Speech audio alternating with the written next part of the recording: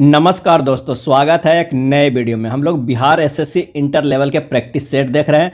आज practice set number 5 है।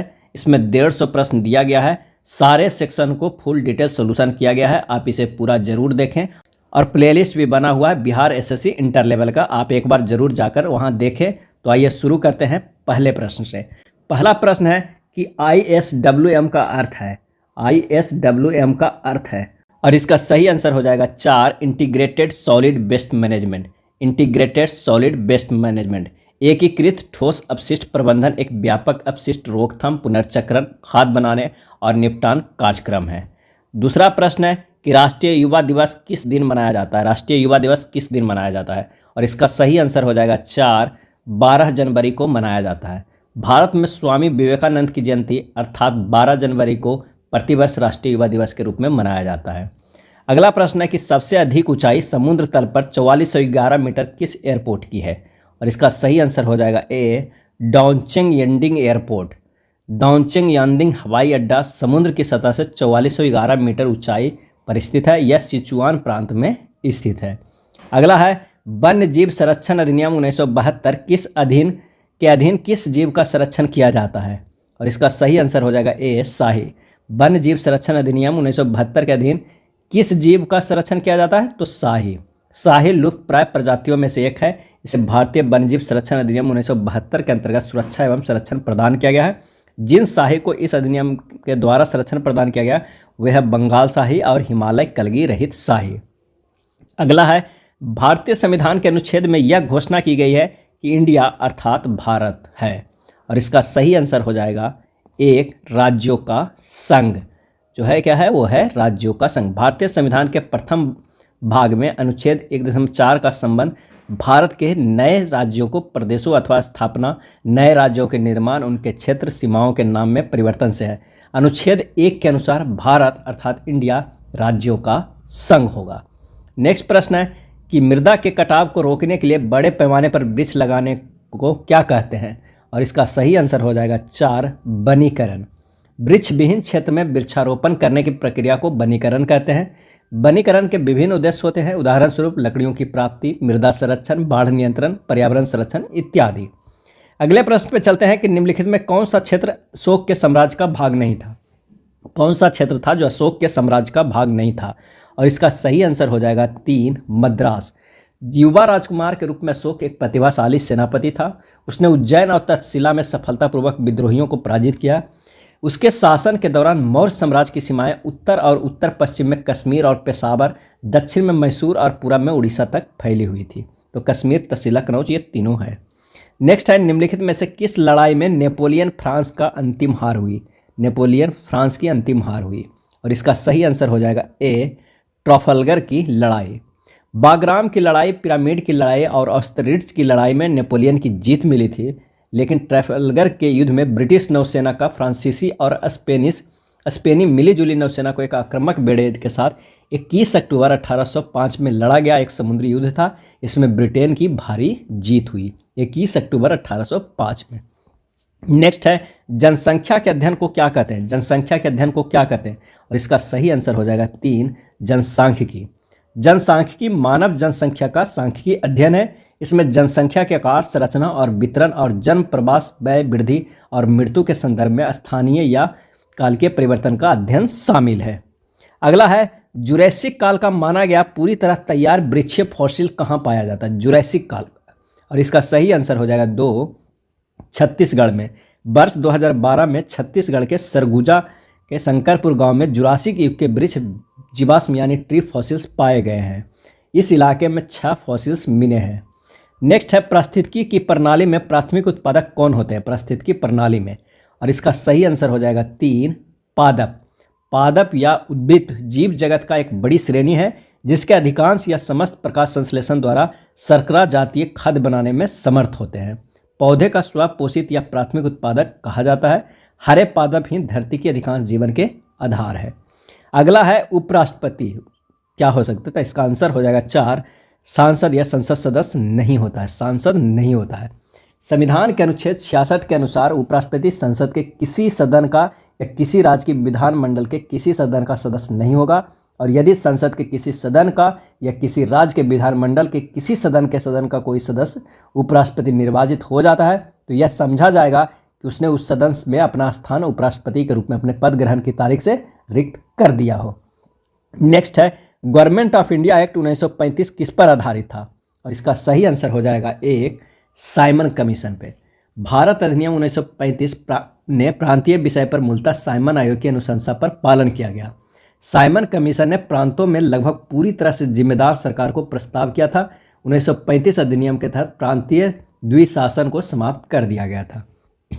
Next है, राजीव गांधी अंतर्राष्ट्रीय विमानपत्तन कहाँ स्थित है? राजीव गांधी अंतर्राष्ट्रीय विमानपत्तन, और इसका सही आंसर हो जाएगा 4, हैदराबाद में।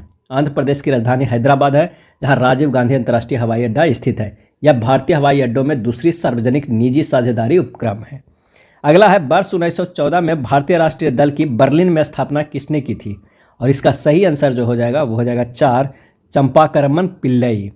चंपाकरमन जो है वर्ष 1914 में भारतीय राष्ट्रीय दल की बर्लिन में स्थापना किसने की? चंपाकरमन पिल्लई। अगला है, भारत की प्रथम महिला शासक कौन थी? भारत की प्रथम महिला शासक कौन थी? और इसका सही आंसर हो जाएगा 3, रजिया सुल्तान। रजिया सुल्तान दिल्ली के सुल्तान इल्तुतमिश की पुत्री थी। रजिया सुल्तान भारत की प्रथम महिला शासिका थी। वह 1236 ईस्वी से मई 1240 ईस्वी तक दिल्ली की सुल्तान रही। नेक्स्ट है, भारत में विशेष आर्थिक क्षेत्र यानी सेज क्या बढ़ाने के लिए स्थापित किए गए थे? भारत में विशेष आर्थिक क्षेत्र बढ़ाने के लिए स्थापित किए गए थे, और इसका सही आंसर हो जाएगा 2, विदेशी निवेश। भारत में विशेष आर्थिक क्षेत्रों की स्थापना मुख्यतः मुक्त व्यापार एवं विदेशी निवेश को बढ़ावा देने के उद्देश्य से की गई थी। अगला है, जब सूर्य खाली स्थान के ऊपर होता है तब संपूर्ण पृथ्वी पर दिन और रात समान होते हैं, और इसका आंसर हो जाएगा 3, भूमध्य रेखा। वर्ष में 21 मार्च और 23 सितंबर को जो है 2 ऐसी स्थितियां हैं जब पूरे विश्व में दिन रात एक समान होते हैं। ये विषुव कहलाते हैं। जब सूर्य भूमध्य रेखा पर ऊर्ध्वाधर चमकता है तो विषुव उत्पन्न होता है। नेक्स्ट है, भारत छोड़ो आंदोलन के दौरान समानांतर सरकार का गठन कहाँ किया गया था? भारत छोड़ो आंदोलन, और इसका सही आंसर हो जाएगा 4, बलिया में। भारत छोड़ो आंदोलन के दौरान पश्चिम में सतारा और पूरब में मेदिनीपुर जैसे कई जिलों में स्वतंत्र सरकार प्रति सरकार की स्थापना की गई थी। इस प्रकार को समानांतर सरकार की स्थापना उत्तर प्रदेश के बलिया में किया गया, जिसका नेतृत्व चित्तू पांडे ने किया था। किसने? चित्तू पांडे ने। अगला है, घटिया माल के संबंध में मांग की आय सापेक्षता या लोच कितनी होती है? और इसका सही आंसर हो जाएगा 2, ऋणात्मक। मांग की आय सापेक्षता उस अवस्था में होती है जब उपभोक्ता की आय में वृद्धि होने से उस वस्तु की मांग में कमी होती है, तथा उपभोक्ता की आय में कमी होने से उस वस्तु की मांग में वृद्धि होती है। मांग की ऋणात्मक आय सापेक्षता निम्न कोटि की होती है, जिन्हें गिफिन पदार्थ कहा जाता है। उदाहरण के लिए घटिया अनाज की मांग की आय सापेक्षता ऋणात्मक होती है। नेक्स्ट है, सरगासो समुद्र किस महासागर में स्थित है? सरगासो समुद्र, और इसका सही आंसर हो जाएगा ए, अटलांटिक महासागर में। उत्तरी पश्चिमी अंध महासागर यानी अटलांटिक महासागर के 35 डिग्री उत्तर के आसपास सरगासो घास तैरती रहती है, जिसे जहाज रानी में बाधा पड़ती है। सरगासो घास के नाम पर अंध महासागर के इस भाग को सरगासो सागर कहते हैं। अगला है, जिला न्यायालयों के न्यायाधीशों की नियुक्ति किसके द्वारा की जाती है? और इसका आंसर हो जाएगा ए, राज्यपाल के द्वारा किया जाता है। पूना समझौता 1932 किसके बीच हुआ था? और इसका सही जवाब हो जाएगा 2, गांधी और अंबेडकर के बीच हुआ था। स्वतंत्रता पूर्व डॉक्टर अंबेडकर की सलाह पर अंग्रेज प्रधानमंत्री रैमजेले मैकडोनाल्ड ने 17 अगस्त 1932 में कम्युनल अवार्ड के अंतर्गत दलितों को दोहरे वोट का अधिकार दिया था। गांधी जी इस प्रस्ताव के विरुद्ध थे। उन्होंने यह तर्क दिया कि इससे हरिजन हिंदुओं से अलग हो जाएगी। इसी मुद्दे पर दोनों नेताओं के मध्य पूना समझौता हुआ था। अगला है, प्रथम विश्व युद्ध में जापान किसकी ओर लड़ा था? प्रथम विश्व युद्ध में जापान किसकी ओर लड़ा था? और इसका सही आंसर हो जाएगा 4, जर्मनी के खिलाफ यूनाइटेड किंगडम के साथ लड़ा था जापान। नेक्स्ट है, योजना आयोग की स्थापना किस वर्ष की गई थी? योजना आयोग की स्थापना किस वर्ष की गई? और इसका आंसर हो जाएगा 1, 1950 में। स्वतंत्रता के बाद भारत ने योजना बनाने का एक औपचारिक मॉडल अपनाया और इसके तहत योजना आयोग को सीधे भारत के प्रधानमंत्री की रिपोर्ट करता था, और इसका गठन जो हुआ था वो 15 मार्च 1950 को किया गया था। नेक्स्ट है, राजनीति और नीतियों से व्युत्पन्न शब्द इंद्रधनुषी गठबंधन शब्द किसने दिया? और इसका सही आंसर हो जाएगा 2, बराक ओबामा। इंद्रधनुषी गठबंधन का संबंध अमेरिकी राष्ट्रपति बराक ओबामा से है। इस शब्द का आशय है महिलाओं, रंगीन अल्पसंख्याओं जो अफ्रीकी, अमेरिकी, एशियाई है, और युवा सफ़ेद पेशेवर को उस समूह से है जिसने ओबामा को लगातार दूसरी बार अमेरिका का राष्ट्रपति बना दिया। नेक्स्ट है वातावरण की वह परत जो रेडियो तरंगों को परावर्तित करती है, कौन सी है? और इसका सही आंसर हो जाएगा एक, आयनमंडल। पृथ्वी से लगभग 80 किलोमीटर के बाद का संपूर्ण वायुमंडल आयनमंडल कहलाता है। पृथ्वी से प्रेषित रेडियो तरंगें इसी मंडल में परावर्तित होकर पुनः पृथ्वी पर वापस लौट आती है, जिसका इस्तेमाल दूरसंचार में किया जाता है। मौलिक अधिकारों पर यथोचित प्रतिबंध कौन लगा सकता है? और इसका सही आंसर हो जाएगा 2, सांसद। मौलिक अधिकार संपूर्ण नहीं होते हैं तथा वे सार्वजनिक हितों की रक्षा के लिए आवश्यक उचित प्रतिबंधों के अधीन होते हैं। इस पर प्रतिबंध संसद लगा सकते हैं। कुरु महाजनपद की राजधानी कौन सी थी? कुरु महाजनपद की राजधानी कौन सी थी? और इसका आंसर हो जाएगा 2, इंद्रप्रस्थ। उत्तर वैदिक काल में पुरु और भारत नामक जनजातियों का संयुक्त नाम कुरु जनपद था। कुरु राज्य में आधुनिक थानेश्वर, दिल्ली और ऊपरी गंगोई द्वाब के क्षेत्र आते थे। अथर्ववेद कुरु राजा परीक्षित की चर्चा करता है, जिसके शासनकाल में इस राज्य ने बहुत अधिक उन्नति की है। राजधानी इंद्रप्रस्थ।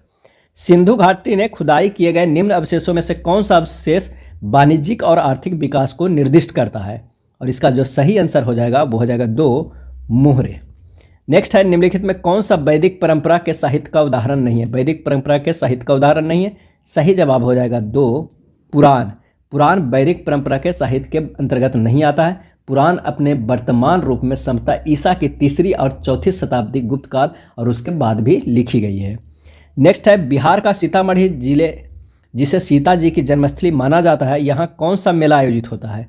और इसका सही आंसर हो जाएगा 3, विवाह पंचमी मेला। सीतामढ़ी को सीता जी के जन्मस्थली माना जाता है। यहाँ पर प्रत्येक वर्ष चैत माह के शुक्ल को नवमी को राम सीता हनुमान की पूजा की जाती है।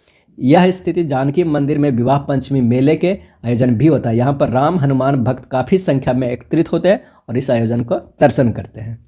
नेक्स्ट है किस भारतीय राजा ने सिकंदर का विरोध किया था? किस भारतीय राजा ने? और इसका सही आंसर हो जाएगा 2, पोरस ने। सिकंदर को पंजाब के शासक पोरस के साथ युद्ध करना पड़ा, जिसे हाइडेस्पीच के युद्ध या झेलम या बितस्ता के युद्ध के नाम से भी जाना जाता है। वह नदी जो पश्चिमी घाट से नहीं निकलती है, इनमें से कौन है? आंसर हो जाएगा 3, बराक। कौन नदी जो पश्चिमी घाट से नहीं निकलती है इसमें से? तो वो है बराक। बराक नदी दक्षिण असम की प्रमुख नदियों में से एक है, जो सुरमा मेघना नदी तंत्र का एक भाग है। यह मणिपुर की पहाड़ियों से निकलती है और लखीमपुर के निकट मैदानों में प्रवेश करती है। अगला है बिहार राज्य में ऑपरेशन टोडरमल किस लिए चलाया गया था? ऑपरेशन टोडरमल। और इसका आंसर हो जाएगा 1, भूमि सुधार तथा समुचित भूमि वितरण हेतु चलाया गया था ऑपरेशन टोडरमल। गया शहर किस नदी के किनारे स्थित है? गया शहर। और इसका सही आंसर हो जाएगा 2, फल्गु नदी के किनारे स्थित है। फल्गु नदी में स्नान कर तीर्थयात्री मोक्ष प्राप्त करते हैं। सबसे प्रसिद्ध कुषाण शासक कौन था? आंसर हो जाएगा 3, कनिष्क। कुषाण वंश के संस्थापक कुजुल कडफिसेस था। इस वंश का सबसे प्रतापी राजा कनिष्क था। इसकी राजधानी पुरुषपुर या पेशावर थी। कुषाणों को द्वितीय राजधानी मथुरा था। नेक्स्ट है पानीपत की पहली लड़ाई किन 2 शासकों के बीच लड़ी गई थी? तो ये लड़ी गई थी 21 अप्रैल 1526 ईस्वी को बाबर और इब्राहिम लोदी के बीच। इसमें इब्राहिम लोदी की पराजय हुई तथा भारत में मुगल साम्राज्य की स्थापना हुई। आंसर हो जाएगा कितने नंबर? तो दूसरे नंबर। गदर पार्टी की स्थापना कब और कहाँ हुई थी? गदर पार्टी का आंसर हो जाएगा 1, अमेरिका में 1913 में सोहन सिंह भाकना ने हिंदू एसोसिएशन ऑफ अमेरिका की स्थापना की। इस संस्था ने कालांतर में अंग्रेजी, उर्दू, मराठी और पंजाबी में एक साथ गदर या हिंदुस्तान गदर 1857 के विद्रोह की स्मृति में नामक साप्ताहिक पत्रिका का प्रकाशन किया। और जो गदर पत्रिका था के नाम पर ही हिंदू एसोसिएशन ऑफ अमेरिका के नाम गदर आंदोलन पड़ गया। नेक्स्ट है बिहार की सबसे ऊंची पहाड़ी सोमेश्वर श्रेणी यानी पारसनाथ की पहाड़ी की ऊंचाई कितनी है? और इसका आंसर हो जाएगा 878.4 मीटर। नेक्स्ट है गांधी जी के विदेशी सामानों को बहिष्कार के आंदोलन का उद्देश्य क्या था? और इसका सही आंसर हो जाएगा 3, लघु उद्योगों को प्रोत्साहन।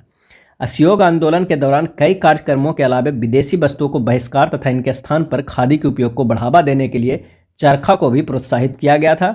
गांधी जी द्वारा विदेशी सामानों को बहिष्कार का मुख्य उद्देश्य देश के मृतप्राय लघु उद्योगों को प्रोत्साहन देना था। अगला है निम्न में से कौन सा नेता कांग्रेस के उग्रवादी दल से संबंधित था? और इसका आंसर हो जाएगा 1, अरविंदो घोष। गर्म विचारधारा के मुख्य कांग्रेसी नेता बिपिन चंद्रपाल, बाल गंगाधर तिलक, लाला लाजपत राय तथा अरविंद घोष थे। दूसरी गोलमेज कॉन्फ्रेंस में भारतीय राष्ट्रीय कांग्रेस का प्रतिनिधित्व किसने किया था? और इसका सही आंसर हो जाएगा 3, MK गांधी। दूसरी गोलमेज कॉन्फ्रेंस में भारतीय राष्ट्रीय कांग्रेस का प्रतिनिधित्व किया था महात्मा गांधी ने। यह सम्मेलन जो हुआ था 7 सितंबर 1931 को शुरू हुआ था। पहला भारतीय मंत्रिमंडल बिहार में संगठित हुआ और इसका सही आंसर हो जाएगा 1 अप्रैल 1937 को। पहला भारतीय मंत्रिमंडल बिहार में कृष्ण सिंह के नेतृत्व में 1 अप्रैल 1937 में संगठित हुआ था। बिहार में प्रथम रेल मार्ग का निर्माण कब हुआ था? और इसका सही आंसर हो जाएगा ऑप्शन 1, सन 1860 से 62 ईस्वी में बिहार में प्रथम रेल मार्ग का निर्माण हुआ था। यह रेल लाइन कोलकाता से मुगलसराय तक बिछाई गई थी। निम्न में से किस केंद्र शासित प्रदेश की न्यूनतम जनसंख्या है? आंसर हो जाएगा 3, लक्षद्वीप। न्यूनतम जनसंख्या वाला केंद्र शासित प्रदेश लक्षद्वीप है। इसकी जनसंख्या 64,429 है। अगला है ककोला जलप्रपात निम्न में से किस राज्य में है? और इसका सही आंसर हो जाएगा 1, बिहार में। बिहार की प्रमुख जलप्रपात ककोला नवादा जिले में है। यह टोंस नदी पर है और इसकी ऊंचाई जो है वो 47 मीटर है। अगला है बिहार राज्य में लीची अनुसंधान केंद्र का स्थापना की गई। सही जवाब हो जाएगा A, मुसहरी या मुजफ्फरपुर में। बिहार राज्य में लीची अनुसंधान केंद्र की स्थापना मुसहरी मुजफ्फरपुर में की गई। निम्न में से कौन सी देशांतर रेखा भारतीय मानक समय को निर्धारित करती है? और इसका सही आंसर हो जाएगा 4, 82.5 degree east. Pro kabaddi league के पहले विजेता कौन थे? प्रो कबड्डी लीग के पहले विजेता आंसर हो जाएगा 1, Jaipur pink panther. Jaipur pink panther JP pro kabaddi league 2014 के उद्घाटन सत्र के प्रथम विजेता थे और ये यू मुंबा को हराया था। टीम का आधिकारिक थीम रोअर फॉर पैंथर्स है और इसका आधिकारिक रंग गुलाबी और नीला है। इस टीम का स्वामित्व प्रसिद्ध सिनेमा कलाकार अभिषेक बच्चन के पास है। अब आइए देखते हैं समान विज्ञान एवं गणित के सेक्शन। सेंटीग्रेड तथा फ़ारेनहाइट तापमान किस अंश पर एक समान होते हैं? इसका सही आंसर हो जाएगा 4, -40 डिग्री सेल्सियस पर दोनों समान होते हैं। वह गुण कौन सा है जो प्रकाश तरंग में दिखता है पर ध्वनि तरंग में नहीं दिखता है? आंसर हो जाएगा 3, ध्रुवन। ध्रुवन ध्वनि तरंग में नहीं पाया जाता है। ध्रुवन में वैद्युत चुंबकीय विकिरण के स्पंदन को एक दिशा में नियंत्रित किया जाता है। माइक्रोफोन एक उपकरण है जो रूपांतरित करता है। आंसर हो जाएगा 1, ध्वनि सिग्नल को धारा सिग्नल में। ध्वनि सिग्नल को धारा, माइक्रोफोन एक ऐसा उपकरण है जो ध्वनि सिग्नल को धारा सिग्नल में रूपांतरित करता है।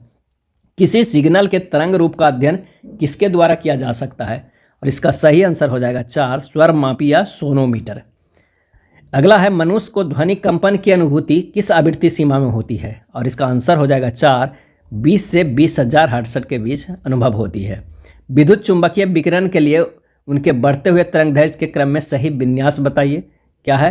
तो इसका जो आंसर हो जाएगा एक्स किरणें, अवरक्त, दृश्य, सूक्ष्म तरंगे। पदार्थ की तरंगे किस प्रकार की होती है? पदार्थ की तरंगे किस प्रकार की होती है? और इसका सही आंसर हो जाएगा 1, द ब्रोगली तरंगे। यांत्रिकी में पदार्थ की तरंगे, जिन्हें डी ब्रोगली तरंगे भी कहा जाता है, किसी पदार्थ की लहर कण को दर्शाता है। डी ब्रोगली सिद्धांत के अनुसार तरंगदैर्घ्य एक कण की गति का व्युत्क्रमणुपाती होता है। अगला है इसका सही जो आंसर हो जाएगा कौन सा हो जाएगा? 1, द ब्रोगली तरंगे। निम्नलिखित में कौन सा शैवाल के 3 प्रमुख वर्गों में से नहीं है? आंसर हो जाएगा 4, जिम्नोस्पर्श। ये शैवाल के 3 प्रमुख श्रेणियां हैं, क्लोरोपिसेई यानी हरे शैवाल, फाइयोपिसेई माने भूरे शैवाल और रोडोपिसेई मतलब क्या हो जाता है? लाल शैवाल। तो आंसर हो जाएगा हमारे पास 4 नंबर। निम्नलिखित में से कौन जलने में सहायक है? निम्नलिखित में कौन जलने में सहायक है? आंसर हो जाएगा 1, ऑक्सीजन। ऑक्सीजन गैस जलने में सहायक करता है। मार्स गैस क्या है? और इसका आंसर हो जाएगा 3, मीथेन। मीथेन को मार्स गैस कहते हैं। इसका फार्मूला जो होता है वो CH4 होता है। वेयर का अभिकर्मक क्या होता है? वेयर का, और इसका आंसर हो जाएगा 1, क्षारीय पोटेशियम परमैंगनेट। क्षारीय पोटेशियम परमैंगनेट। नेक्स्ट है अमोनियम सल्फेट में मौजूद नाइट्रोजन का प्रतिशत कितना है अमोनियम सल्फेट में? और इसका सही जवाब हो जाएगा 1, 27%। अमोनिया सल्फेट एक अकार्बनिक यौगिक है जो सल्फ्यूरिक अम्ल का अमोनियम लवण होती है, जो अमोनिया के रूप में इसमें 20.6% नाइट्रोजन होती है। उच्च तापमान की सहायता के लिए अंतरिक्ष यान में निम्नलिखित में से किस धातु का प्रयोग किया जाता है? उच्च तापमान की सहनता के लिए अंतरिक्ष यान में निम्नलिखित में से किस धातु का प्रयोग किया जाता है? इसका आंसर हो जाएगा 2 टाइटेनियम मिश्र धातु में उच्च संक्षारण प्रतिरोध, उच्च विशिष्ट शक्ति और उष्ण प्रतिरोधक क्षमता होती है, जिस कारण इसका इस्तेमाल अंतरिक्ष यान के विभिन्न भागों के लिए किया जाता है। उच्च तापमान पर बेहद मजबूत होता है। कौन? टाइटेनियम। पीतल किसकी मौजूदगी में निरंतर रहने से वायु में रंगहीन हो जाता है? और इसका सही आंसर हो जाएगा 2 हाइड्रोजन सल्फाइड। हाइड्रोजन सल्फाइड की उपस्थिति में हवा में पीतल रंगहीन हो जाता है। हाइड्रोजन सल्फाइड एक अकार्बनिक यौगिक है। वायु की क्वालिटी को बिगाड़ने के लिए जिम्मेदार कण किनके कारण महत्वपूर्ण शरीरांगों को क्षति पहुंचाती है? उनका वर्णन किस रूप में किया जाता है? तो इसका जो सही आंसर हो जाएगा वो 3 2.5 pm। वायु की क्वालिटी को बिगाड़ने के लिए जिम्मेदार इन कणों को पार्टिकुलेट मैटर 2.5 कहते हैं, जिनकी चौड़ाई 2.5 माइक्रोन या इससे कम होती है। पारिस्थितिकी प्रणाली में प्राथमिक उत्पादक कौन होते हैं? आंसर हो जाएगा 3 पादप। भूमिगत जल के प्रवाह के साथ नीचे की ओर बहने वाले प्रदूषकों को क्या कहते हैं? और इसका सही आंसर हो जाएगा ए निच्छालक। क्या कहते हैं? निच्छालक। ग्रीन हाउस गैसों की अवधारणा किसकी थी? ग्रीन हाउस गैसों की। और इसका आंसर हो जाएगा ए जोसेफ फ्यूरियर का। फ्रांसीसी गणितज्ञ जोसेफ फ्यूरियर ने 1827 में सर्वप्रथम यह कहा था कि वायुमंडल के गैस पृथ्वी के तापमान में वृद्धि ला सकते हैं। फ्यूरियर ने ही ग्रीन हाउस गैसों की अवधारणा दी थी, जिसके पश्चात वर्ष 1896 में स्वांत अरहेनियस ने ग्रीन हाउस गैस सिद्धांत का मात्रा निर्धारित कर ग्रीन हाउस गैस प्रभाव की अवधारणा दी। अगला है प्रदूषित वातावरण में से छोड़े गए विषाक्त पदार्थ को प्रायः किस प्रक्रिया के दौरान फिल्टर किया जाता है? और इसका आंसर हो जाएगा 2 छींकने। PM20 प्रदूषित वातावरण से छोड़े गए विभिन्न पदार्थ। PM20 प्रदूषित वातावरण से छोड़े गए विविध पदार्थ होते हैं जिनका व्यास 10 माइक्रोन से कम होता है। 10 माइक्रोन से बड़े कण स्वांतः नाक श्वास प्रणाली द्वारा फिल्टर किए जाते हैं और इस प्रकार श्वसन तंत्र में प्रवेश नहीं कर पाते हैं। अगला है तालाबों और कुओं में निम्नलिखित में से क्या डालने से मच्छरों को नियंत्रित करने में सहायता मिलती है? और इसका सही आंसर हो जाएगा 4 गैम्बूसिया फिश। गैम्बूसिया नामक मछली, जिसे मच्छर मार मछली के नाम से भी जाना जाता है, मच्छरों के प्रकोप से बचाने में काफ़ी प्रभावशाली होता है। ये मच्छरों के लार्वा पर अपना पोषण करती है। इस ब्रह्मांड में मौजूद प्रत्येक वस्तु जो पदार्थ से निर्मित है उसे वैज्ञानिकों ने क्या नाम दिया है? और इसका आंसर हो जाएगा 2 द्रव्य। इस ब्रह्मांड में मौजूद हर एक वस्तु जिसे सामग्री से बना है उसे पदार्थ मैटर कहता है। जिसे पदार्थ संदर्भित किया जाता है एक निश्चित द्रव्यमान एवं एक निश्चित मात्रा में होता है।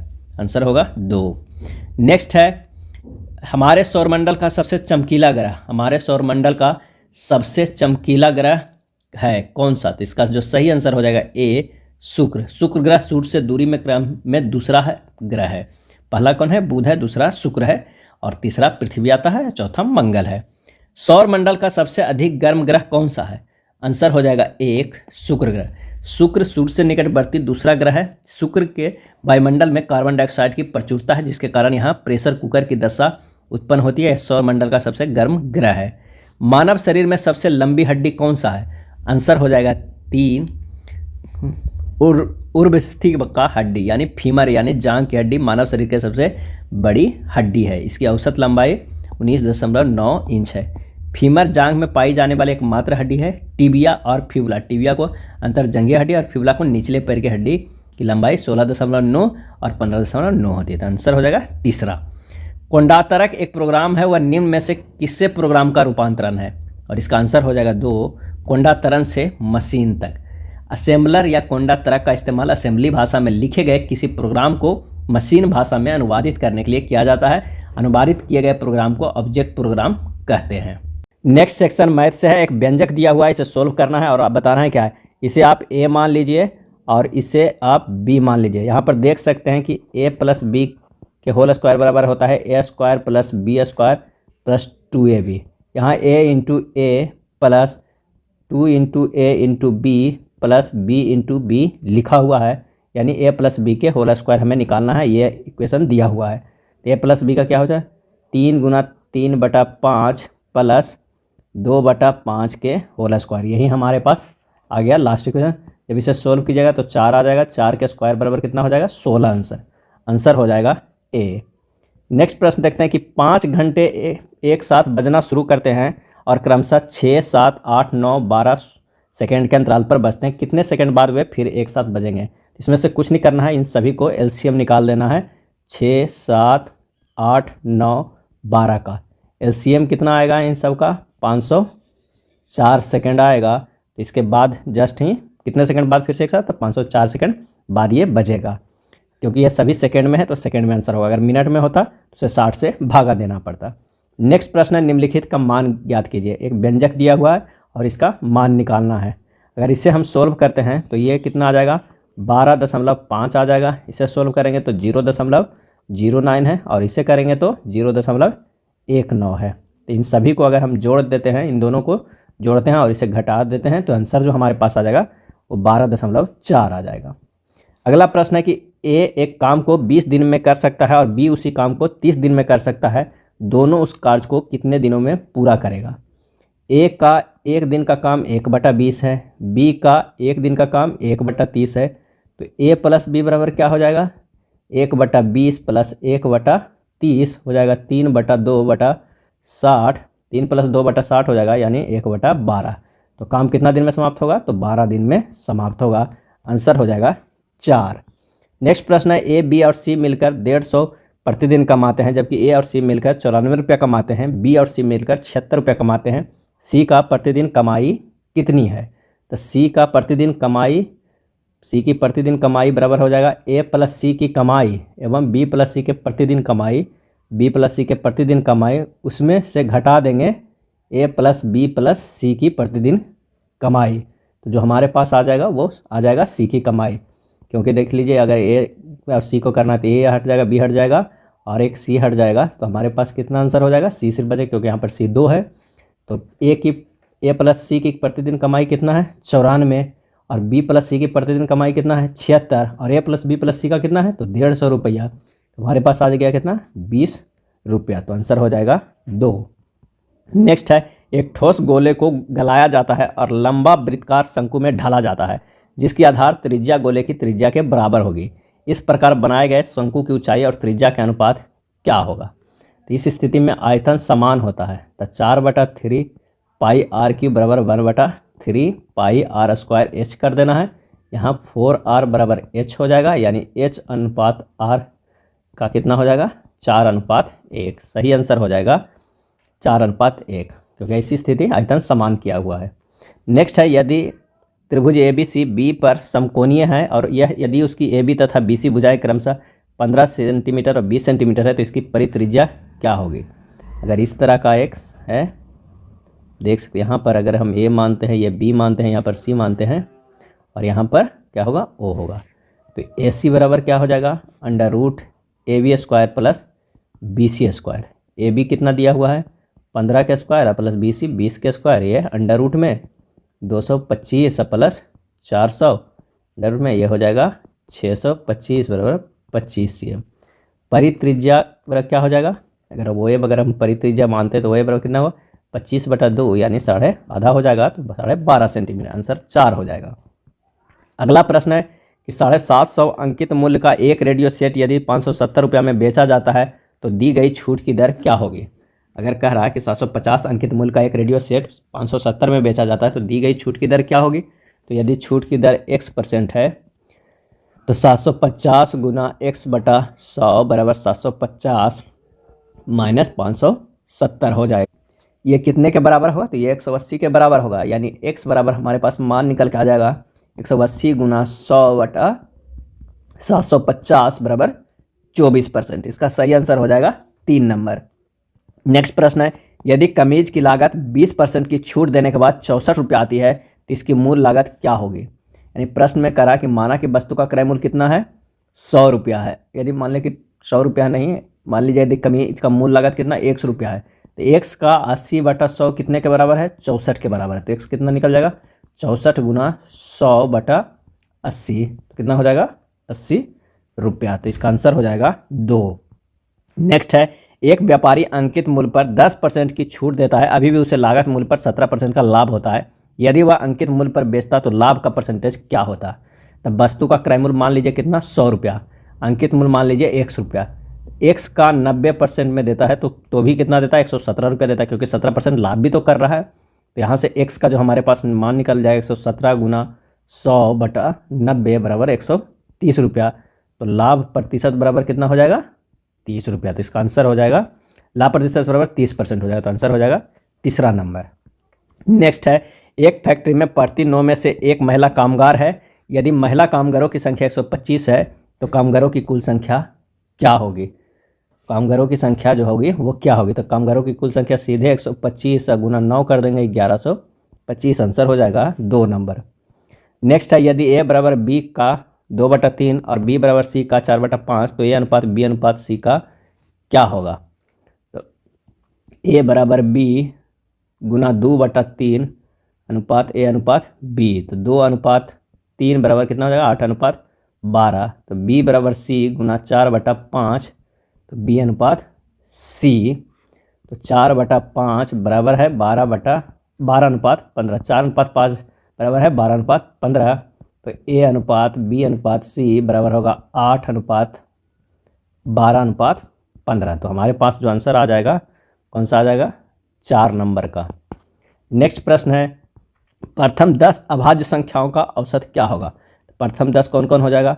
2 + 3 + 5 + 7 + 11 + 13 + 17 + 19 + 23 + 29, ये प्रथम 10 है। अब बटा 10 से डिवाइड कर देंगे, टोटल है 129 बटा 10 बराबर 12.9, आंसर हो जाएगा। आंसर हो जाएगा 3 नंबर। अगला है, 2 वर्ष पूर्व 8 सदस्यों के एक परिवार की औसत आयु 18 वर्ष थी। एक बच्चे के जन्म के बाद परिवार की औसत आयु आज उतनी ही है, बच्चे की आयु कितनी है? तो परिवार के 9 सदस्यों की वर्तमान आयु क्या हो जाएगा?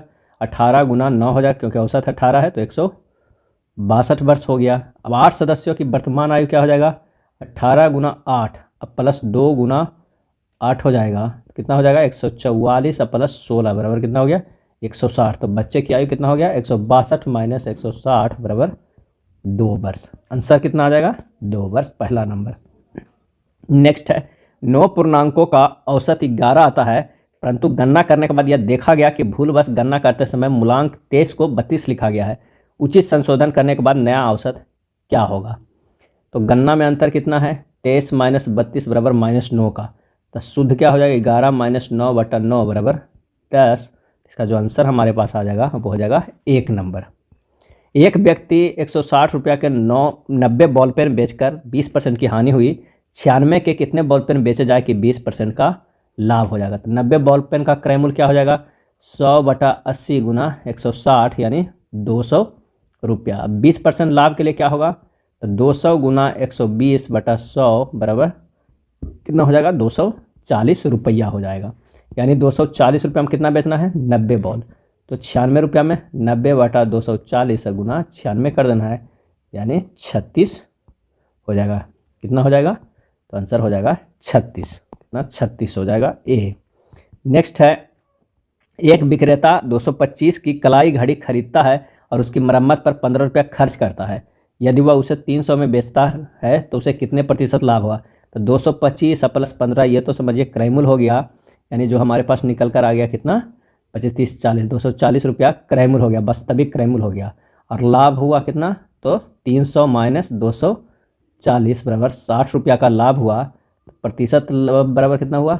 60/240 गुना 100 बराबर कितना हो जाएगा? 25%। तो आंसर हमारे पास आ जाएगा तीसरा नंबर। नेक्स्ट प्रश्न है कि रमन के वेतन में इस वर्ष 5% की वृद्धि हुई। यदि उसका वर्तमान वेतन 1806 है तो पिछले वर्ष उसका वेतन कितना था? तो रमन का वेतन कितना हो जाएगा? 100/105 गुना 1806 बराबर कितना हो जाएगा? 1720। बस इसे सोल्व करना है, काफ़ी आसान प्रश्न है, 1720 रुपया। अगला है, एक परीक्षा में 80% लड़के अंग्रेजी में पास हुए और 85% गणित में पास हुए, जबकि 75% लड़के दोनों विषयों में पास हुए। यदि 45 लड़के दोनों विषयों में फेल हुए तो परीक्षा में बैठे लड़कों की कुल संख्या कितनी है? तो अंग्रेजी या गणित या दोनों विषयों में सफल विद्यार्थी कितने हुए? तो 80 प्लस 85 या माइनस 75 बराबर कितने? तो 90%। असफल विद्यार्थी कितने हुए? 10%। सफल विद्यार्थी 10, तो विद्यार्थियों की कुल संख्या कितना हुआ? 100/10 गुना 45 बराबर कितना हो गया? 450। आंसर हमारे पास निकल कर आ गया 2 नंबर। अगला है, 30.6 किलोमीटर पर घंटा की गति से निम्नलिखित में से किसके बराबर है? ये देखना है। तो 30.6 किलोमीटर पर घंटा को अगर मीटर पर सेकंड में गुना करते हैं तो उसे 5/18 से सिर्फ गुना कर देना है, तो वो हो जाएगा मीटर पर सेकेंड। यानी आ जाएगा 8.5 मीटर पर सेकंड। आंसर हो जाएगा 1 नंबर।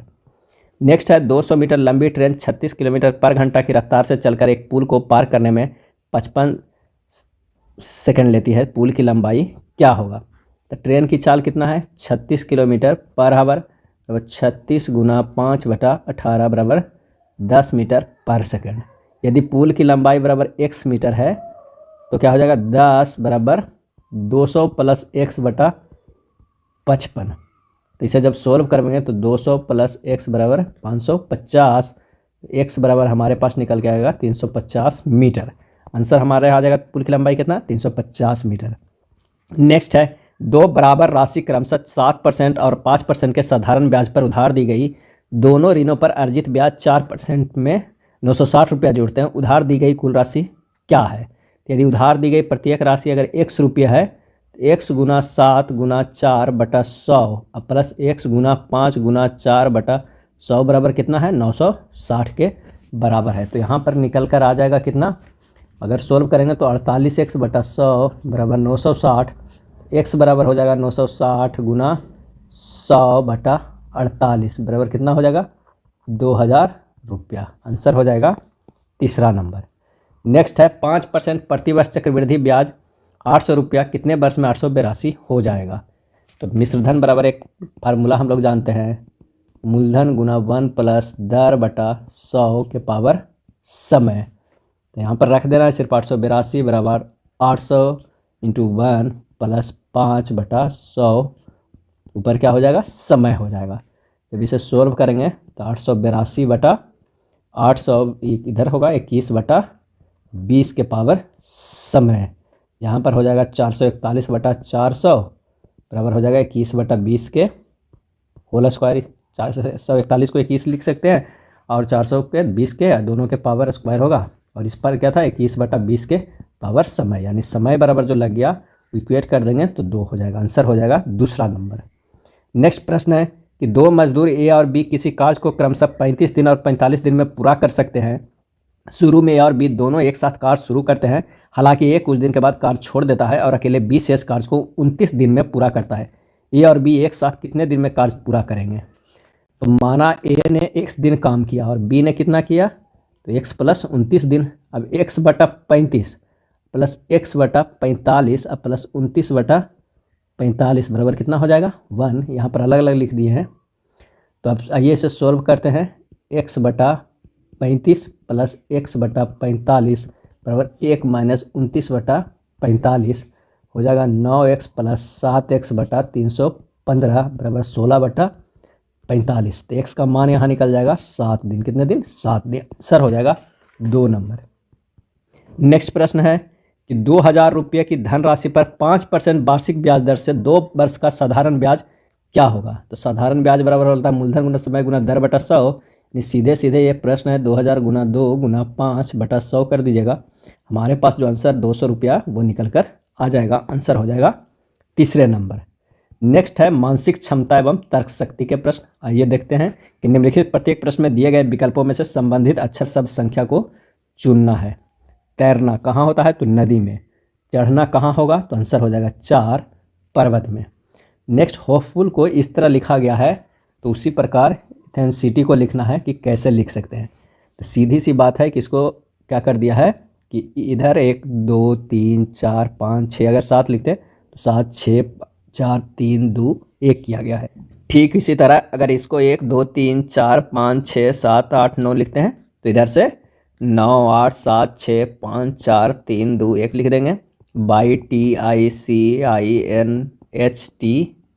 तो इसका जो आंसर हो जाएगा वो हो जाएगा दूसरा नंबर। अगला प्रश्न है कि 36 144 49 उसके बाद क्या होगा? तो 36 को हम लिख सकते हैं कितना? 6 गुना 6 और 6 गुना 2 के होल स्क्वायर भी 6 दूनी 12, 12 के स्क्वायर कितना हो जाता है? 144 हो जाता है। उसी प्रकार यहाँ देखिए 49 है, इसको 49 को लिख सकते हैं 7 गुना 7, यहाँ फिर 7 गुना 2 के होल स्क्वायर कर दें 7 दूनी 14, 14 के स्क्वायर बराबर 196। यहाँ 2 बार 6 है तो 6 को एक बार लिख कर ऐसे 2 से गुना कर देते हैं, स्क्वायर किया गया है तो यही लिखा गया। तो यहाँ पर हो जाएगा आंसर चौथा नंबर। नेक्स्ट है निम्नलिखित प्रत्येक प्रश्न में दिए गए विकल्पों में से विषम शब्द अक्षर संख्या युग्म को चुनना, इसमें से विषम कौन है। तो आइए चुनते हैं, देखते हैं। W से ये T गया है तो क्या है -3, T से Q गया है -3 और Q से N गया है -3 गया है। N से K जाएगा, ये भी -3 है। K से H गया -3 है। H से E गया -3 है। अगर यहाँ पर देखा जाए तो M से I गया है, वो है -4। तो हमारे पास यही एक सीरीज है, दोनों तो सेम था, ये अलग हो रहा है। आंसर हो जाएगा तीसरे नंबर। 105वें नंबर की हम बात करते हैं तो 6 + 4 बराबर होता है 10 और 7 + 3 बराबर भी होता है 10। 6 + 4 बराबर 10 और 5 + 7 बराबर होता है 11। 11 नहीं 12। तो यहाँ 10 और 12 ये दोनों में अंतर है। और अगर इसका देखा जाए 3 8 3 8 3 11 और 4 और 9 कितना होता है 13। अगर यहाँ पर देखा जाए तो कितना हो जाएगा 41 और 42, 4 1 5 और 5 2 7। यानी इन दोनों के बीच डिफरेंस 2 2 है, लेकिन शुरुआत वाला के ये बराबर है 10 10। हमारा सबसे अलग कौन हो जाएगा 105 का पहला नंबर ही अलग हो जाएगा। नेक्स्ट प्रश्न है कि वर्ग रेखा वृत्त चाप रेखा बिंदु षष्ठभुज कोण में सबसे अलग कौन है। तो आंसर हो जाएगा तीसरा रेखा बिंदु। नेक्स्ट है एक निश्चित कोड को इस तरह लिखा जाता है, ट्रिपल को इस तरह लिखा जाता है, उसी कोड को डिस्पोज को कैसे लिखा जाएगा। तो सबसे पहले देखना कि ट्रिपल को वो ऐसे किस तरह लिखा जाता है। तो अगर हम T से S देखते हैं तो ये -1 गया है, R से Q गया ये भी माइनस, I से H गया है ये भी माइनस, यानी सभी जो है वो -1 ही गया है। उसी तरह डिस्पोज को लिख देना है -D से अगर हम -1 करते हैं तो क्या हो जाएगा C हो जाएगा, I से -1 करेंगे तो क्या हो जाएगा H हो जाएगा। इसी तरह जब लिखेंगे तो CHRONRD लिखा जाएगा। आंसर जो हमारे पास आ जाएगा वो कितने नंबर हो जाएगा तो पहला नंबर। अभियान जिस तरह विजय से संबंधित है उसी तरह परीक्षा किससे संबंधित है। आंसर हो जाएगा 3 सफलता से। अभियान से विजय प्राप्त होती है, उसी प्रकार परीक्षा से सफलता प्राप्त होती है। अगले प्रश्न पे चलते हैं कि नौका जैसे चप्पू से संबंधित है उसी तरह साइकिल संबंधित है किससे। आंसर हो जाएगा 4 पैडल से। बेमेल को चुनिए जो समूह से संबंधित नहीं है। सचिव, परिषद, पैनल, कैबिनेट। और इसका सही आंसर हो जाएगा 1 सचिव। सचिव को छोड़कर आने सभी एक से अधिक व्यक्तियों का समूह है। सचिव एक पदनाम है। नेक्स्ट प्रश्न है कि गौरव 20 मीटर उत्तर दिशा में चलता है, 20 मीटर, उसके बाद बाईं ओर मुड़ता है और 40 मीटर चलता है, फिर बाईं ओर मुड़ता है 20 मीटर चलता है, फिर वह दाईं ओर मुड़ने के बाद 20 मीटर चलता है। तो वह प्रारंभिक स्थान से कितना दूरी पर है। तो ये 40 हो गया और ये 20 हो गया और ये 20 हो गया। तो प्रारंभिक से हो गया कितना, तो होगा आंसर 111। चौथे नंबर का 60 मीटर, क्योंकि 20 ये हो जाएगा और 40 ये हो जाएगा 60 मीटर। अगले प्रश्न पे चलते हैं कि निम्नलिखित शब्दों को अंग्रेजी शब्दकोश के अनुसार क्रम में लिखेंगे। तो सबसे पहले क्या लिखाएगा, सबसे पहले लिखाएगा बोर्ड, इसके बाद लिखाएगा बोनस, इसके बाद लिखाएगा बॉन्ड, उसके बाद लिखाएगा बंच। तो हमारे पास जो आंसर निकल कर आ जाएगा वो हो जाएगा चौथे नंबर का। नेक्स्ट है अक्षरों का कौन सा समूह खाली स्थानों पर क्रमवार रखने से दी गई अक्षर श्रृंखला पूरा होगा। तो आइए इसे पूरा करते हैं। यहाँ पर अगर हम बी रखते हैं, उसके बाद हमारे पास जो ए है, उसके बाद फिर क्या रखेंगे बी रखेंगे, फिर ए बी है, उसके बाद यहाँ पर हम ए रखते हैं तो बी ए होगा, उसके बाद यहाँ पर बी रख देते हैं। तो जो हमारे पास जो सीरीज आएगा ए बी बन के सीरीज बन जाएगा। इसका सही आंसर जो हो जाएगा वो पहला नंबर। नेक्स्ट है निम्नलिखित अक्षर श्रृंखला में कितनी बार पी इस प्रकार उपस्थित है कि पी के बाद एन ओ आता है, पी के बाद एन ओ आता है। तो एक ये होगा, एक हमारे पास ये है और एक हमारे पास ये है, यानी 3 होगा। तो आंसर हो जाएगा तीसरे नंबर का। अगला प्रश्न है कि नीचे दिए गए 4 समूहों में से उस समूह को ज्ञात कीजिए जो दिए गए समूह के समान है। तो दिए गए समूह के तो देखते हैं 23, 30 और 37 को किस तरह लिखा गया है। तो 23 + 7 30 हो जा रहा है और 30 + 7 37 हो जा रहा है। उसी तरह अगर हम देखते हैं कि 6 + 7 13 हो जा रहा है और 13 + 7 कितना हो जा रहा है 20 हो जा रहा है। ऑप्शन 2 सही मैच कर रहा है, आंसर हो जाएगा 2। अगले प्रश्न पे चलते हैं कि निम्नलिखित विकल्पों में कौन सा विकल्प नीचे दिए हुए शब्दों को सार्थक क्रम को दर्शाता है। तो सबसे पहले हो जाएगा बीज होगा, उसमें से पौधा निकलेगा, उसमें से फूल लगेगा, तब फल लगेगा। इसका सही जवाब हो जाएगा चौथा नंबर। अगला प्रश्न है कि निम्नलिखित में से प्रत्येक प्रश्न में एक अनुक्रम दिया है जिसमें एक पद लुप्त है। दिए गए विकल्पों में से वह सही विकल्प चुनिए जो अनुक्रम को पूरा करेगा। तो 1 से 3 गया +2, 3 से 7 गया +4 और ये +8 गया +16 गया, उसके बाद क्या होगा +32 हो जाएगा। तभी क्योंकि सीधे 2 गुना हो रहा है। तो 31 अब +32 कितना हो जाएगा 63 हो जाएगा। हमारे पास आंसर आ जाएगा पहला नंबर। नेक्स्ट प्रश्न एक सीरीज है, देखना कि यह सीरीज किस तरह के गया हुआ है।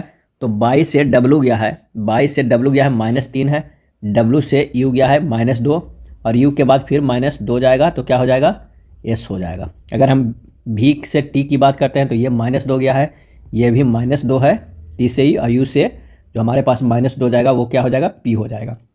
उसी तरह P से N देखना है, ये भी -2 है, N से L गया है -2 और L से J जाएगा -2, तो आंसर होगा SPJ, आंसर हो जाएगा चौथे नंबर। नेक्स्ट प्रश्न पे चलते हैं। एक सीरीज है, देखिए ये सीरीज किस तरह का है, 2, 8, 18, 32, 50, यानी 2 से +6 करेंगे तो 8 आ जाएगा, 8 से कितना कर रहे हैं, 10 कर रहे हैं तो 18, 18 से 10 का कितना 14 करेंगे तो हो जाएगा हमारे पास कितना 32, यानी 6 से 10 4 जुड़ के हुआ है और इसमें से 10 से 14 फिर 4 जुड़ा है और 14 से फिर कितना है 18 है और 18 इसमें कितना होगा 22 होगा, यानी 50 में से 22 जोड़ेंगे तो हमारे पास जो आएगा 72, वो सही आंसर हो जाएगा, आंसर हो जाएगा 3 नंबर। नेक्स्ट प्रश्न है, यदि एक कूट भाषा में पार्क लिखा जाता है इतना में तो शर्ट लिखा जाता है इस तरह, पंडित लिखा जाता है, तो उसी कूट भाषा में निसार को किस प्रकार लिखा जाएगा। तो चलिए डायरेक्ट लिख देते हैं कि यहाँ पर n का क्या मान लिखा हुआ है, तो n का मान लिखा हुआ है 2, I का 6, S का 1, H का 7, A का 3, R का 9, आंसर हमारे पास आ जाएगा पहला। नेक्स्ट है, यदि माह की 5वीं तिथि मंगलवार है तो माह के तीसरे शुक्रवार के 3 दिन बाद कौन सी तिथि होगी।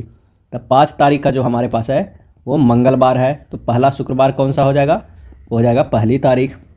तीसरा शुक्रवार हो जाएगा 15 तारीख, 15 तारीख के 3 दिन बाद कौन सा हो जाएगा 18 तारीख, कौन सा, तो 18 तारीख, आंसर हमारे पास आ जाएगा 3 नंबर। नेक्स्ट है, सीमा का छोटा भाई सोहन सीता से आयु से बड़ा है, श्वेता दीप्ति से छोटी है किंतु सीमा से बड़ी है, आयु में सबसे बड़ी कौन है ये पूछ रहा है। तो सीमा बड़ी है किससे, सोहन और सीता से, और जो दीप्ति है बड़ी है किससे, श्वेता और सीमा से, तो सबसे बड़ी जो हो जाएगी वो दीप्ति हो जाएगी, आंसर हो जाएगा 1। नेक्स्ट है, रहीम और उसके चाचा की आयु 30 वर्ष का अंतर है, 7 वर्ष बाद यदि दोनों की आयु का योग 66 वर्ष है तो चाचा की आयु क्या होगी। माना कि रहीम की वर्तमान आयु कितना है, x वर्ष है, अतः उसके चाचा की वर्तमान आयु x + 30 वर्ष है, तो x + 7 + x + 37 बराबर कितना 66, तो 2x बराबर कितना हो जाएगा 66 - 44, तो x बराबर 11 वर्ष, तो चाचा की वर्तमान आयु कितना हो जाएगा 30 + 11 बराबर 41 वर्ष, इसका जो सही आंसर हो जाएगा A। नेक्स्ट प्रश्न है, एक कक्षा में सोहन का स्थान ऊपर से 7वां है और नीचे से 26वां है, ऊपर से क्या है ये 7वां यानी 6 ऊपर है, ये 7वां है, और नीचे से 26वां है यानी 25 ये है और ये, तो कक्षा में कुल कितने विद्यार्थी, तो 6 + 25 + 1 खुद हो जाएगा, तो 25 × 1 जो 32, आंसर जो हमारे पास आ जाएगा वो हो जाएगा तीसरे नंबर का, कौन सा, तीसरे नंबर का। नेक्स्ट प्रश्न है कि C माता है A और B की, यदि D पति है B का तो C कौन है D की। तो C माता है A और B का, D पति है B का, तो C सास हुआ किसका, D का, तो आंसर हमारे पास आ जाएगा 4 नंबर। अगला प्रश्न है, यदि A = 1 AC = 9 तो ART बराबर क्या होगा। तो आंसर एक को क्या लिखे हैं 1, C को क्या है 3 और E का क्या है 5, 5 3 8 1 9 है, ART को लिखेंगे तो A = 1 हो जाएगा, R बराबर कितना है 18 और T बराबर 20 होता है, टोटल 39, आंसर हो जाएगा 3। दिए गए विकल्पों में सुबह शब्द चुनिए जो नीचे दिए गए शब्दों में शामिल अक्षरों से बन सकता है। तो आंसर हो जाएगा डिक्शनरी से कौन सा बन सकता है, तो डायरी, आंसर हो जाएगा A। अगला है, दिए हुए विकल्पों में सुबह शब्द चुनिए जो दिए गए शब्द अक्षरों का प्रयोग करके नहीं बनाया जा सकता है। सिग्नेचर से क्या नहीं बनाया जा सकता है, तो आंसर हो जाएगा साइट, क्योंकि इसमें से H नहीं है, सिग्नेचर में H नहीं है, तो आंसर हो जाएगा 4। अगला है, सिंडिकेट लिखा जाता है इस तरह से, तो साइकोट्रिक लिखा जाएगा किस प्रकार। तो आइए सिंडिकेट को अगर हम करते हैं 1 2 3 4 5 6 7 8 9 इस तरह, और ये सीधे लिखा गया है 1 2 8 9, इसके बाद लिखा गया है 3 4, इसके बाद है 6 7 5 6 7 5, उसी तरह इसे भी 1 2 3 4 5 6 7 8 9 कर देते हैं। उसके बाद लिखते हैं, पहले तो 1 2 को लिखते हैं यानी PS लिखेंगे, उसके बाद लास्ट का 2 अक्षर यानी 8 9 को लिखना है, तो I और C हो जाएगा। इसी तरह अगर हम सभी को देखेंगे तो हमारे पास जो आंसर आ जाएगा वो पहला आ जाएगा। नेक्स्ट है, नीचे पहली पंक्तियाँ में कुछ अक्षर दिए गए हैं, उनके नीचे दूसरी पंक्ति में अंक दिए गए, अंक और अक्षर एक दूसरे से कूट है, दिए गए संख्या समूह को सही अक्षर कूट को चुनिए। चलिए देखते हैं, इसे सही करते हैं। ये क्या है, तो 4 2 9 7 5 3, 4 के जगह पर क्या लिखा हुआ है, जेड लिखा हुआ है, 2 के जगह पर क्यू लिखा हुआ है, 9 के जगह पर क्या है तो एम है, जेड क्यू एम से लगभग ये शुरू होगा। इसका जो आंसर हमारे पास आएगा Z Q M D E H D E J होगा, आंसर हो जाएगा 4 नंबर। नेक्स्ट है निम्नलिखित में से प्रत्येक प्रश्न में दिए गए विकल्पों में से लुप्त अंक ज्ञात कीजिए। 96, 100, 132। तो चलिए 100 अगर किस तरह देखते हैं और 132 को, तो 21 माइनस 5 बराबर कितना हो जाता है 16। 21 माइनस 5 हो जाता है 16 और 16 गुना 6 बराबर हो जाता है 96। उसी तरह 32 माइनस 7 करते हैं तो हो जाता है 25 और 25 को गुना करेंगे 4 से तो 100। अब कितना से माइनस करें, यहाँ पर देख लीजिए कि कितना से माइनस करें और गुना 6 करें। हमारे पास ये 6 है, 6 से गुना करें तो हो जाएगा 32। तो आंसर हो जाएगा, अगर हम यहाँ पर 25 माइनस 3 करें कितना हो जाएगा 22। अब कितना है 22, यहाँ पर 32 नहीं 132। अब 22 गुना 6 करें, 6 दूनी 12 2 बाकी और 13 132 आ जाएगा, यानी हमारे पास आंसर है 25। नेक्स्ट है अगले सीरीज को देखना है कि किस तरह अरेंज किया गया है। तो प्रत्येक पंक्ति में पहली संख्या अगुना तीसरी संख्या बराबर मध्य संख्या है, यानी 5 गुना 5 25 है, 7 गुना 7 49 है, तो 6 गुना 6 क्या हो जाएगा 36 हो जाएगा, आंसर दूसरा हो जाएगा।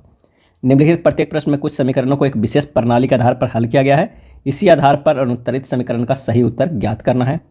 आइए देखते हैं कि सही क्या हो जाएगा। 5 गुना 6 गुना 4, 4 को यहाँ लिखा है और 5 को जो हमारे पास है वो बीच में लिखा है, 6 को इधर लिखा है। ठीक उसी तरह अगर हम देखा जाए तो 5 को पहले लिखा है और जो सबसे लास्ट में उसे बीच में लिखा है। तो चलिए 7 को सबसे पहले लिखते हैं, 4 को बीच में लिखते हैं, उसके बाद 748 हमारे पास निकल कर आ जाएगा। तो इसका जो आंसर हो जाएगा वो हो जाएगा दूसरे नंबर। नेक्स्ट है यदि 782 बराबर 20, 671 बराबर 17 तो 884 बराबर क्या हो जाएगा। तो 7 8 10, 7 प्लस 8 प्लस 2 17 होगा, 17 में से 3 जोड़ेंगे कितना हो जाएगा 17 हो जाएगा। 17 में से 3 जोड़ेंगे तो ये 20 हो जाएगा हमारा, ये निकल के। उसी तरह 6 प्लस 7 प्लस 1 करेंगे तो 13 1 14 हो गया, इसमें से अगर हम 3 जोड़ते हैं तो हो जाएगा 17। ठीक उसी तरह अगर हम 884 में 8 प्लस 8 16 प्लस 4 कितना हो जाएगा 20, इसमें से 3 जोड़ेंगे तो आ जाएगा 23। हमारे पास आंसर आ जाएगा 23 पहला नंबर। एक दिन प्रातः 7 बजे नरेश ने सूरज की ओर अपनी पीठ किए हुए चलना प्रारंभ किया, यानी सूरज पूरब में उगता है, वो चलना किधर है तो पश्चिम की ओर। तो वह पश्चिम की ओर चलना हुआ, फिर वह बाईं मुड़कर सीधे चलता है और फिर क्या होता है कि वो दाईं मुड़ता है, दाईं मुड़कर सीधे चलता है। वह फिर बाईं ओर मुड़ा और अब उसका मुंह किस दिशा में, तो ये हो जाएगा दक्षिण दिशा में। इसका जो सही आंसर हो जाएगा एक दक्षिण दिशा में। नेक्स्ट है एक साइकिल सवार 30 किलोमीटर उत्तर की ओर जाता है और फिर पूरब की ओर मुड़कर चले। एक साइकिल सवार 30 किलोमीटर उत्तर की ओर जाता है, फिर वह पूरब की ओर मुड़कर 40 किलोमीटर जाता है, ये 30 और ये 40। फिर से वह दाईं ओर मुड़कर 20 किलोमीटर जाता है, उसके पश्चात वह अपनी दाईं ओर मुड़कर 40 किलोमीटर जाता है, ये 40 किलोमीटर जाता है। वह अपने प्रारंभिक स्थान से कितनी दूरी है, तो ये इसकी जो दूरी है ये कितनी है 10 मीटर। तो इसका जो सही आंसर आ जाएगा 10 किलोमीटर, तो आंसर हो जाएगा 10 किलोमीटर। अगला प्रश्न है कि दिए गए समीकरण को संतुलित करें तथा इतना स्टार के चिन्हों को प्रतिस्थापन के लिए गणितीय चिन्हों को सही क्रम को चुनना है। तो सबसे पहले इसे चुनते हैं और देखते हैं कि क्या हो जाएगा। तो यहाँ पर से कौन सा हो जाएगा, चौथा नंबर को अगर हम करते हैं 9 प्लस माइनस गुना बराबर, ये हमारे पास आ जाएगा, आंसर हो जाएगा चौथा नंबर। नेक्स्ट फिर है यदि प्लस का अर्थ भागा, माइनस का अर्थ गुना, गुना का अर्थ माइनस और भागा का अर्थ प्लस है तो 35 प्लस 7 माइनस 5 भागा 5 गुना 6 बराबर क्या होगा। आप उसे रख दीजिएगा और ये हमारे पास जो आंसर आ जाएगा वो आंसर निकल कर आएगा कितना, तो इसका आंसर हो जाएगा 3 24। अगला है निम्नलिखित में से प्रत्येक प्रश्न में 2 कथन और निष्कर्ष का है। तो चलिए देखते हैं क्या है। कथन का प्रश्न है कि मेरी कक्षा में सभी विद्यार्थी बुद्धिमान है, मेरे कक्षा में सभी विद्यार्थी है जो बुद्धिमान है, सुनील बुद्धिमान नहीं है, ये निकल रहा है। तो इसमें से बताना है कि कौन सा सही है। सुनील मेरी कक्षा का विद्यार्थी नहीं है, क्योंकि ये बिल्कुल है, क्योंकि इस एक कक्षा का जो सभी विद्यार्थी बुद्धिमान है, सुनील बुद्धिमान नहीं है, यानी वो बाहर का। तो पहला तो नहीं है, सुनील का कठोर परिश्रम करना चाहिए, इसके बारे में कुछ नहीं है। तो सही आंसर हो जाएगा 2। केवल निष्कर्ष 1 निकलता है कि सुनील हमारे कक्षा के विद्यार्थी नहीं है। अगर कथन निष्कर्ष के फिर से देखते हैं, एक और प्रश्न है शिक्षा अलोकित करने की एक प्रक्रिया है। दूसरा कथन है मस्तिष्क को ज्ञानात्मक पहलू के मर्म के प्रबोधन के लिए प्रकाश की आवश्यकता होती है। तो चलिए इसमें क्या करता है कि पहला निष्कर्ष में है कि शिक्षा एक प्रकाश है जो मस्तिष्क के अंधकार को दूर करता है, मस्तिष्क के अंधकार को दूर करता है, तो ये बिल्कुल सही है।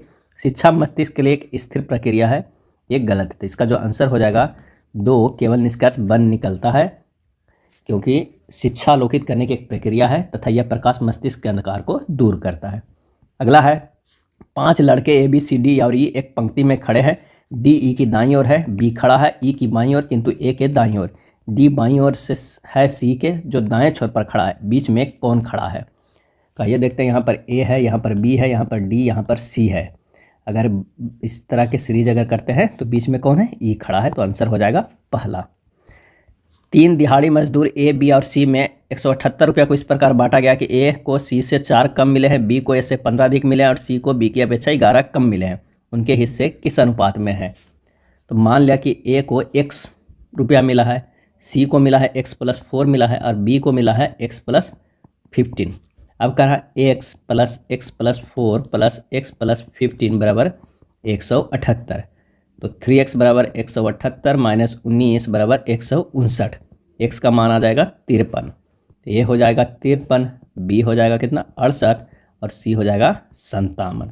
आंसर हो गया 4 नंबर का। अगला प्रश्न है, यदि महीने का तीसरा दिन सोमवार है, महीने के 21वें दिन से 5वां दिन क्या होगा। और इसका सही आंसर हो जाएगा 3 बुधवार होगा, क्योंकि 3 बराबर सोमवार, अन्य सोमवार कितना होगा 10 के, 17 के और 24 के। 21 क्या होगा, शुक्रवार होगा, तो शुक्रवार +5 दिन कितना हो जाएगा, बुधवार हो जाएगा। सही आंसर बुधवार।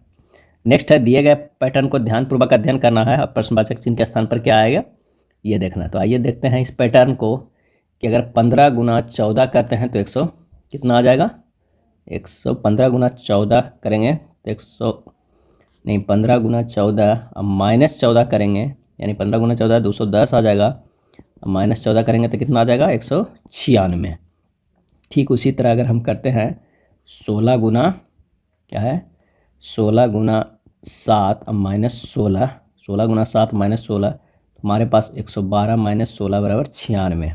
तो तीसरा सीरीज भी इसी तरह चलेगा कि 18 गुना x है अब -x बराबर 255, यानी 18x - x बराबर 255। x बराबर हमारे पास आ जाएगा 200 कितना है यहाँ पर 255/17 बराबर आ जाएगा 15। आंसर हमारे पास आ जाएगा 3। नेक्स्ट है, दी गई आकृति में कितने त्रिभुज मौजूद है। इसमें से कितने त्रिभुज मौजूद है तो आप काउंट कर लीजिएगा। इसका आंसर हो जाएगा 4, 30। कौन सी आकृति प्रश्न आकृति के प्रतिरूप को पूरा करेगा। तो इसका जो आंसर हो जाएगा वो हो जाएगा तीसरे नंबर का। ये जो है वो पूरा कर रहा है यहाँ पर आकर।